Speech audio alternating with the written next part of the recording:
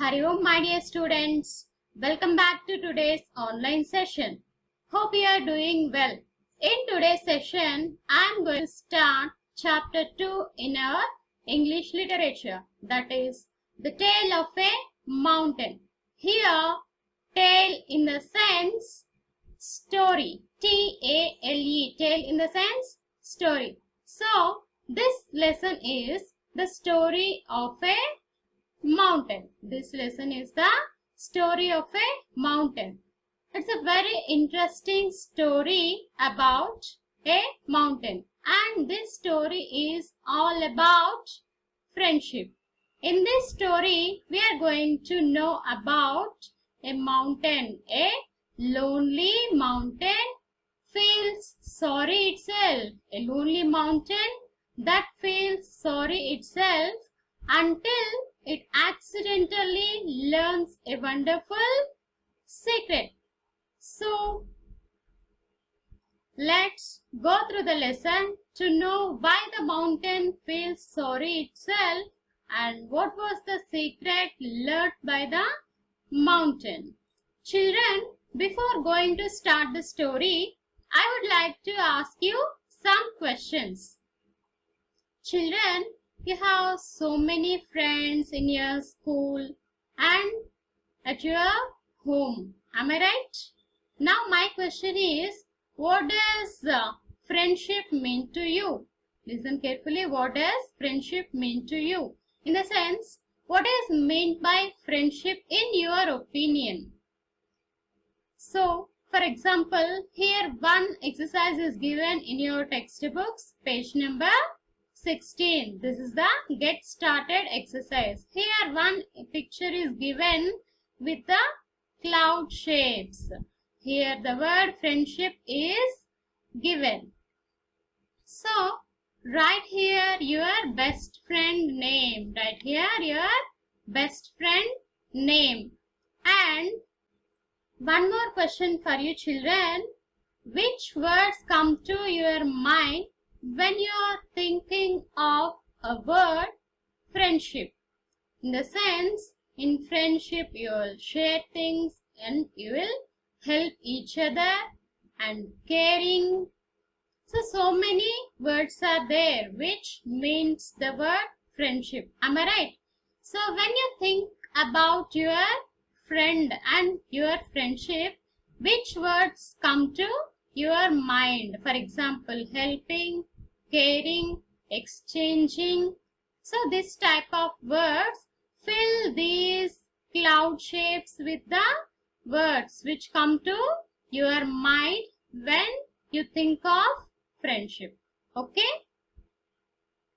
Now let's listen to the lesson carefully to know about the lonely mountain and its friendship.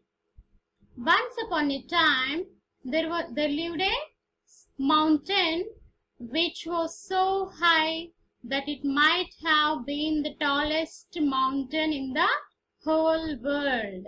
It stood alone in the blue sky. The plain was far below it. So it had very few friends and only the big fluffy clouds reached all the way to its peak. So, once upon a time, there lived a mountain which was so high that it might have been the tallest mountain in the whole world. Here we can see the image of mountain.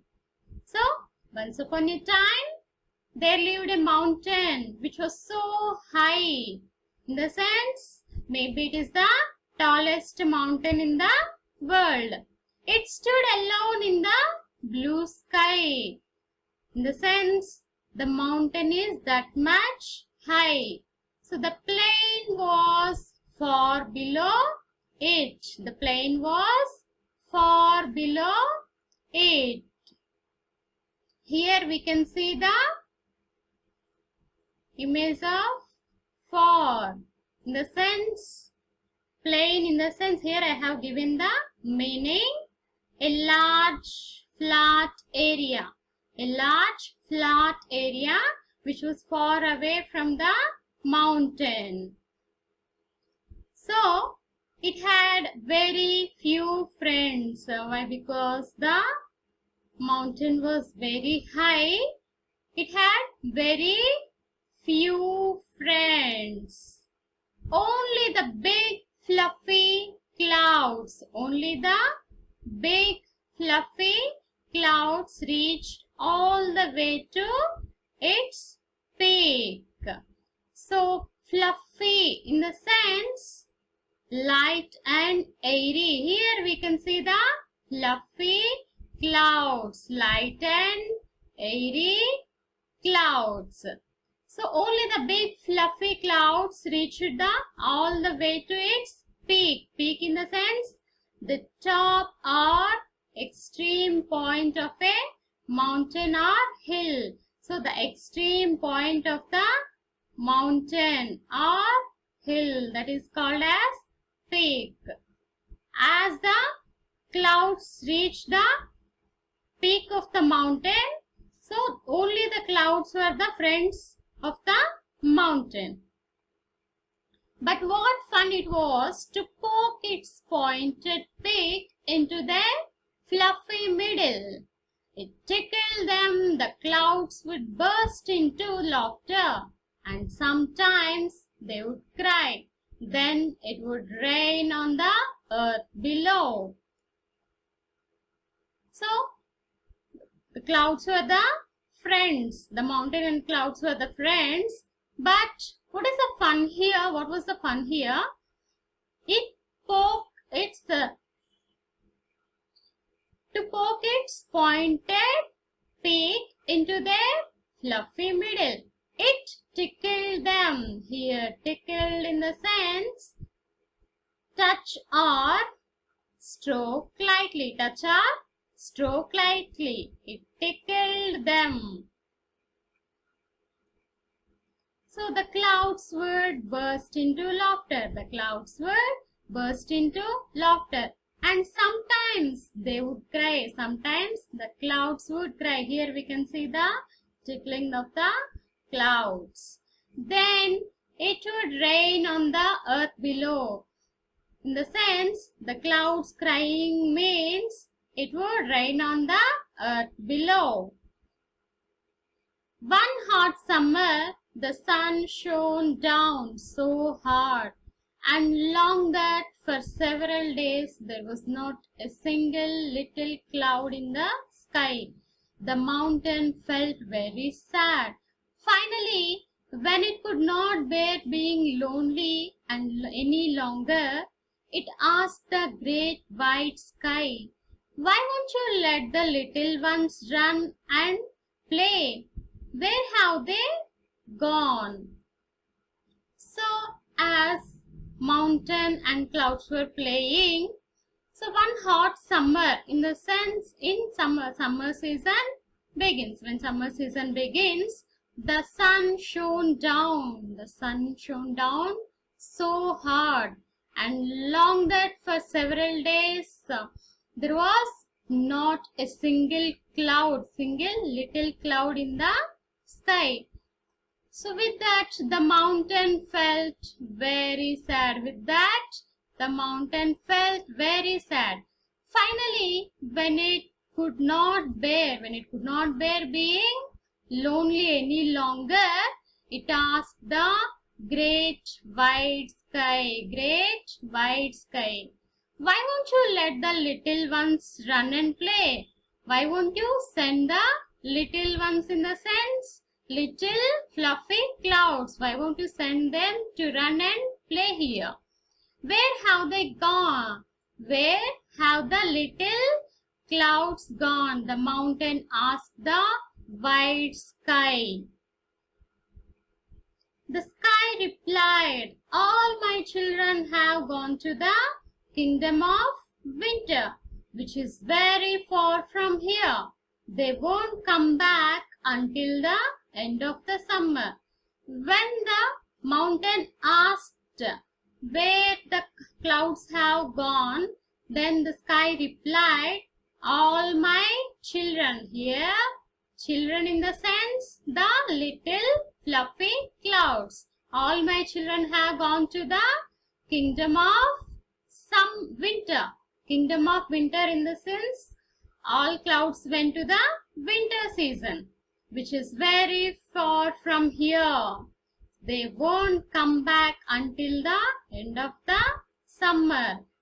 The clouds won't come back until the end of the summer season. After the summer season only the clouds will come.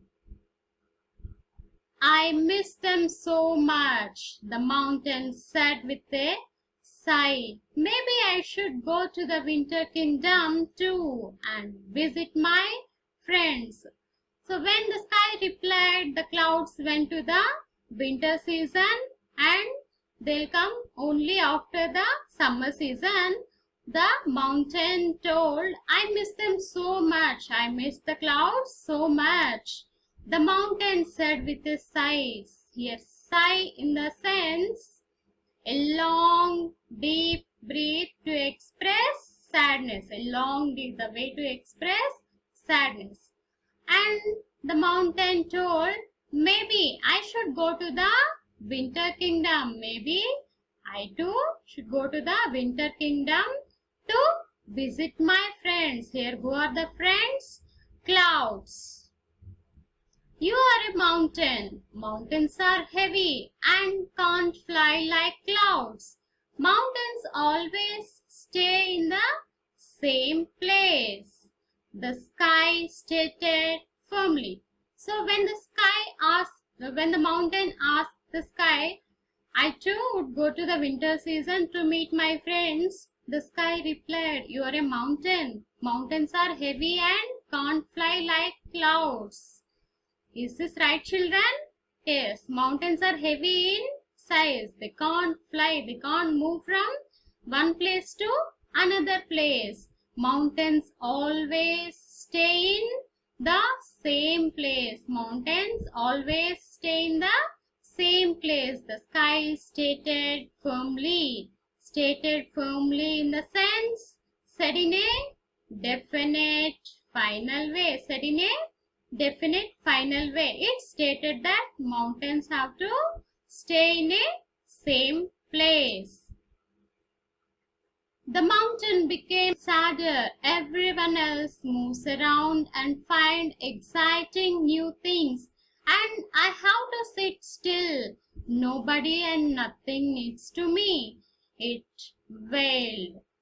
So when the sky stated firmly mountains have to stay in the same place, the mountain became very sad. And it told everyone else except me moves around the world and finds exciting new things, but I have to sit here only. Nobody and nothing needs me. Nobody needs me. It wailed. Here, wailed in the sense, here I have given the meaning for wail, said in a loud crying voice. So with that the mountain said in a loud crying voice. Children, up to now we have discussed section 1 in this lesson. In the next session we will go through the section 2. So you just read section 1 in your textbook part and understand the new words. Hope you have understood this part, children. Hari Om. Thank you.